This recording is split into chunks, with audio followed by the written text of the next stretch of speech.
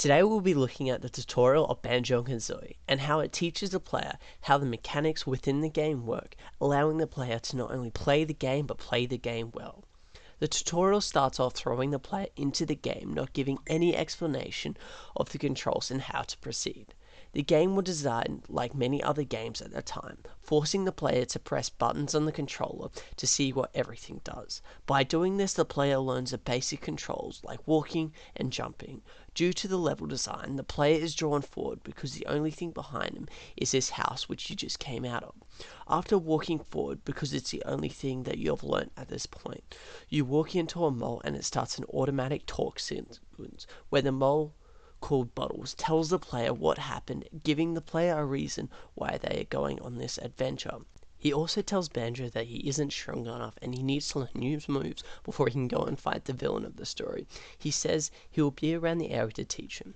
This design was chosen on purpose. Bottles isn't telling the player where he will be or what he must do. It's foreshadowing what the game is. It's an adventure game that allows the player to choose the path that they want to take. One of the trainings that you do after exploring the area is learning all the different types of jumps. The game shows you by forcing you to do the jumps yourself.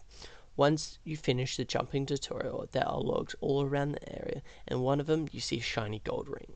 Using the skills that you have just learned, you are able to get the ring, rewarding the player for going through the tutorial. This has been done to make the player feel like they're getting something out of the tutorial rather than making it a grueling task that they must complete. One of the next areas Banjo goes to are these platforms on the walls. As you can see, because he hasn't done the jumping tutorial, he is unable to jump on these platforms, educating the player during the game they'll need certain skills achieved to get to some of the places. Once the jumping tutorial has been completed though, the game designers put logs all around the area for Banjo to practice on. This allows the player to practice in a safe environment, making sure the player has mastery over the skill they have just learned. So when Banjo goes back to the waterfall after learning the skills, he is able to jump on the platforms with ease after all the practice.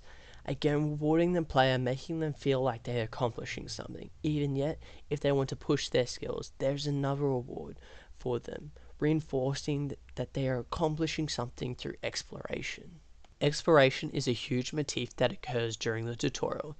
This has been shown through when Banjo learns the swimming skill from Bottles. Once Banjo learns the skill, there is water right next to him where he can go practice on.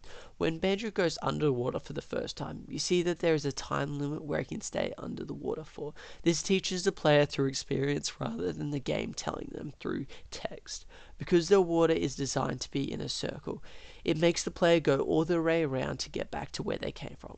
Halfway around, the player can see a hole in the wall where there is a gold ring. This is purposely being done again to show that exploration is a good thing, to find the hidden areas where the treasure is, to reward the player. After the player has completed all the mini tutorials, they are able to proceed and able to start their adventure, being confident in knowing that they have mastered the skills needed to play the game. Not only that, but the player will have a deeper understanding about how to play the game well because of the motif of exploration in the tutorial, showing the player that if they want to find all the treasures in the game, they'll need to explore the area. Banjo-Kazooie is an excellent example of game design to teach the player the rules of the game through experience rather than telling them outright.